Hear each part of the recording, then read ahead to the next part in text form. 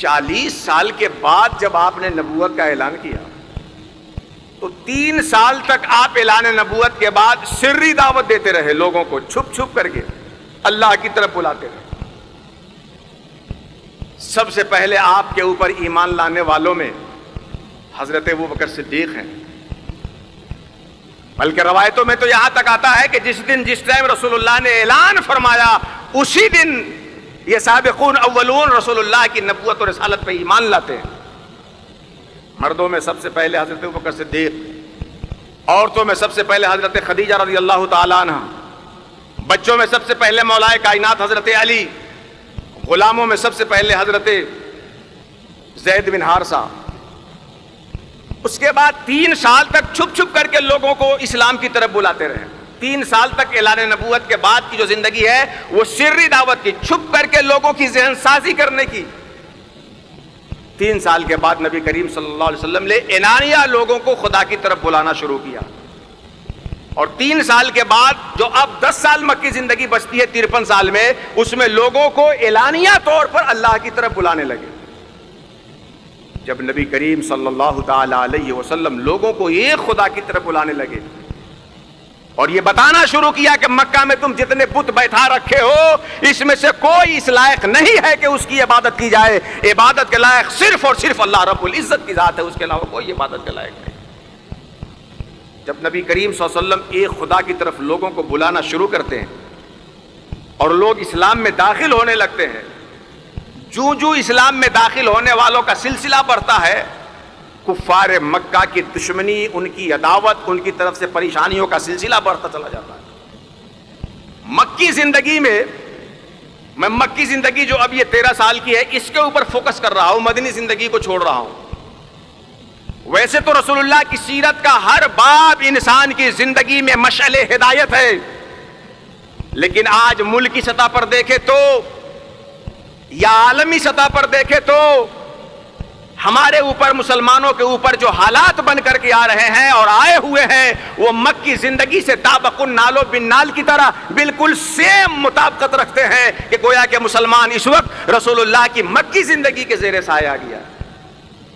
مکی زندگی میں کیا کیا گیا رسول اللہ کے ساتھ؟ نبی کریم صلی اللہ تعالی علیہ وسلم کے ساتھ کیا کیا گیا؟ پھر آپ کے ماننے والوں کے ساتھ کیا کیا گیا؟ جب سرکار نے ایک خدا کی طرف، ایک معبود کی طرف لوگوں کو بلایا تو مکہ کے لوگ، غیر تو غیر ہے، خود اپنے خاندان کے چچا اور چودھری لوگ طرح طرح کی مصیبتوں میں مبتلا کر دیے۔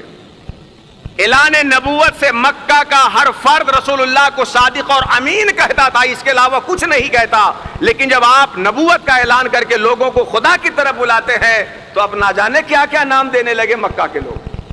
کوئی کاہن کہہ رہا ہے، اب کوئی ساحر اور جادوگر کہہ رہا ہے، کوئی شاعر کہہ رہا ہے، کوئی پاگل اور دیوانہ کہہ رہا ہے۔ غرض کے جسمانی پریشانی بھی رسول اللہ کو پہنچائی جا رہی ہے اور ذہنی پریشانی بھی رسول اللہ کو دی جا رہی ہے۔ جادوگر، شاعر، کاہن، اور اسی پہ بس نہیں، ذہنی طور پہ پریشان کرنے کے بعد مکہ کے کافروں نے رسول اللہ کو جسمانی طور پہ پریشان کرنا شروع کیا۔ نبی کریم صلی اللہ علیہ وسلم راستے سے گزرتے، ایک بوڑھی عورت بھی اس قدر ہمت رکھتی تھی کہ اپنے گھر کا سارا کچرا محمد رسول اللہ کے جسم پہ ڈال دیتی۔ نبی کریم صلی اللہ تعالی علیہ وسلم جب ایک خدا کی طرف لوگوں کو بلانے لگے تو مکہ کے لوگوں نے نبی کریم صلی اللہ تعالی علیہ وسلم کو نماز پڑھنے تک بھی نہیں چھوڑا۔ سرکار سجدے میں جاتے ہیں خانہ کعبہ کے قریب اور کفار مکہ اونٹ کی اوجری لا کے رسول اللہ کے جسم اقدس پہ رکھ دیتے ہیں۔ مکی زندگی میں سرکار نے جب لوگوں کو ایک اللہ کی طرف دعوت دی تو آپ کی 2 بیٹیاں ابو لہب کے 2 بیٹے کے نکاح میں تھی، عتیبہ اور رتبہ کی۔ اللہ کی طرف دعوت دینے کی وجہ سے ابو لہب نے دباؤ بنا کر اپنے دونوں بیٹوں سے، نبی کریم کی دونوں شہزادیوں کو طلاق دلا دیا۔ آپ سمجھ سکتے ہیں ایک شریف باپ کے لیے جب اس کے داماد کی طرف سے طلاق ہو جائے اس کی بیٹی کو تو کس قدر ذہنی طور پر اور کس قدر فکری طور پر اضمحلال کا سبب بن جاتا ہے عام حالتوں میں۔ اسی پہ بس نہیں کیا، نبی کریم صلی اللہ تعالی علیہ وسلم کو خریدنے کی بھی کوشش کفار مکہ نے کی۔ کفار مکہ ابو طالب کے پاس آتے ہیں جن کی کفالت میں رسول اللہ تھے اس وقت. ابو طالب سے مطالبہ کرتے ہیں کہ آپ کے چچا، آپ کے بھتیجے حضرت محمد یہ ہمارے باپ دادا کے بتوں کو برا بھلا کیوں کہتے ہیں؟ کیا کمانا چاہتے ہیں؟ کیا پانا چاہتے ہیں؟ کیا انہیں مال چاہیے؟ کوئی عہدہ چاہیے؟ کسی اچھے گھرانے میں نکاح کا ارادہ ہے؟ جو چاہیے ہم وہ سب کرنے کو تیار ہیں، مگر ابو طالب آپ اپنے بھتیجے سے کہہ دیجئے کہ وہ ہمارے باپ دادا کے بتوں کو برا بھلا نہ کہیں.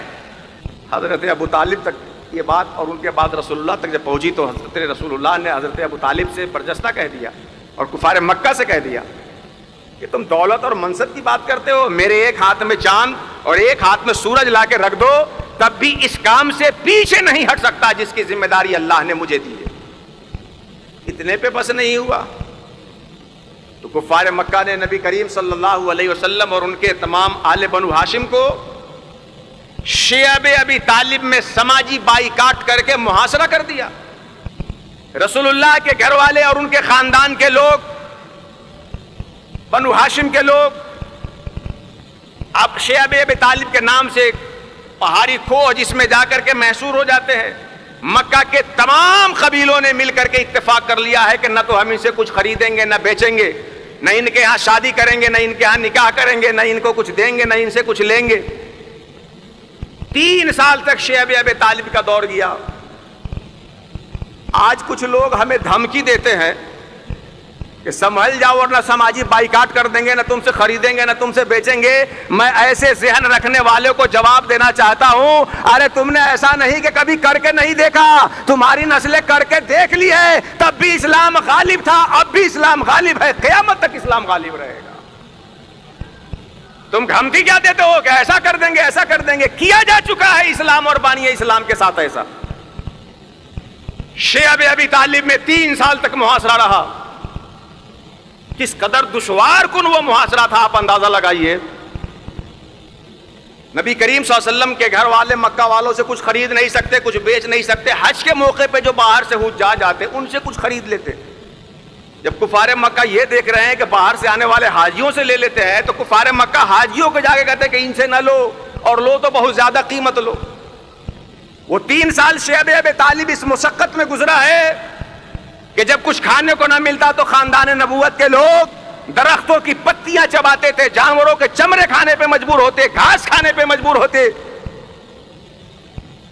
لیکن جب وہ عہد نامہ، وہ معاہدہ دیمک نے چاٹ لیا اور وہ ختم ہوا، شیعب ابی طالب کے باہر آئے. نبی کریم نے دیکھا کہ مکہ والے نہیں مان رہے، ذرا طائف چل کر کے دیکھے وہاں کے لوگ مانے. یہ مکی زندگی کا دور سنا رہا ہوں.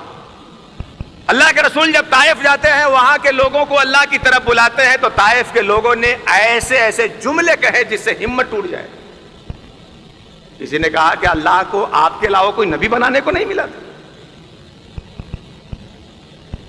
جب وہاں کے سرداروں نے آپ کی دعوت نہ مانی تو سرکار نے فرمایا کہ اتنا کرنا کہ تم اس بات کو فاش نہ کرنا تاکہ جسے ماننا ہوگا مانے، جسے نہ ماننا ہوگا نہ مانے. لیکن وہاں کے سرداروں نے کیا کیا؟ بےہودہ اور بدماش قسم کے بچوں کو رسول اللہ کے اوپر پتھر مارنے کے لیے لگا دیا. اللہ کے رسول طائف سے نکل رہے ہیں اور وہاں کے بدماش اور بچے رسول اللہ پہ پتھر برسا رہے ہیں، جس میں مقدس پاؤں مقدس لہو لہان ہو جاتا. اللہ کے رسول بیٹھ جاتے ہیں، پھر بھی وہاں کے کفار وہاں سے نکالنے کے لیے اٹھاتے ہیں. اللہ کے رسول چلتے ہیں، پھر پتھر مارا جاتا ہے. آپ کے ساتھ آپ کے غلام حضرت زید بن حارثہ جو تھے، طائف والوں کا پتھر جدھر سے آتا ادھر کھڑے ہو جاتے تو ان کا سر چکنا چور بالکل گھائل ہو گیا تھا. جب طائف سے نکل کر کے اللہ کے رسول باہر آتے ہیں تو دیکھتے ہیں کہ اوپر بادل کا ایک ٹکڑا ہے جو سایہ کیا ہے. اس میں غور سے دیکھا تو جبریل بیٹھے اور کہتے ہیں کہ آپ کے ساتھ جو ہوا اللہ دیکھ رہا ہے اور پہاڑ کا فرشتہ ہمارے ساتھ ہے، آپ اس کو حکم دیجئے دونوں پہاڑ ملا دے، طائف والے چکنا چور ہو جائیں. پہاڑوں کا فرشتہ عرض کرتا یا رسول اللہ مجھے اجازت ہو میں طائف کے لوگوں کو نیست و نابود کر دوں. لیکن نبی کریم صلی اللہ علیہ وسلم نے فرمایا پروردگار یہ میری قوم ہے، مجھے پہچانتی نہیں ہے، تو انہیں ہلاک نہ فرما، تو انہیں ہدایت عطا فرما دے. کہاں ہیں وہ لوگ جو اسلام پہ رواداری کے نہ ہونے کا الزام لگاتے ہیں؟ کہاں ہیں وہ لوگ جو اسلام کو دہشت گردی کی عینک سے دیکھنے کی کوشش کرتے ہیں، اسلام میں تو وہ وسعت ہے، اسلام میں تو وہ رواداری ہے، اسلام میں تو وہ گنجائش ہے کہ پہاڑوں کا فرشتہ پیغمبر اسلام کے پاس آ کر ہلاکت کی اجازت چاہتا ہے، مگر سراپا رحمت پیارے آقا کہتے ہیں یہ مجھے جانتے نہیں ہے، اللہ انہی کی نسلوں سے وہ پیدا کرے گا جو مجھے ماننے والے ہو جائیں گے۔ طائف میں یہ مصیبت ہوئی۔ طائف کے بعد جب سرکار دو عالم مکہ آئے اور اس کے شیب ابی طالب کے بعد آپ کے چچا حضرت ابو طالب کا انتقال ہو گیا، مکہ کے لوگوں نے میٹنگ کی کہ سب لوگ ایک کمیٹی بناؤ، ہر خاندان کا ایک ایک فرد اس میں شامل ہو اور وہ سب مل کر کے محمد عربی پہ حملہ کرو، تاکہ جب بہت سے لوگ ہجومی تشدد کریں گے نا تو کوئی نہ پکڑ میں آئے گا اور آسان ہو جائے گا خون۔ کفار مکہ نے رسول اللہ کے قتل کا ارادہ کیا، پھر اللہ کے رسول کو اللہ رب العزت نے وہاں سے مدینہ ہجرت کرنے کا حکم دیا۔ یہ جو 13 سالہ مکی زندگی ہے، اس میں تو نبی کریم کے ساتھ ایسا ہوا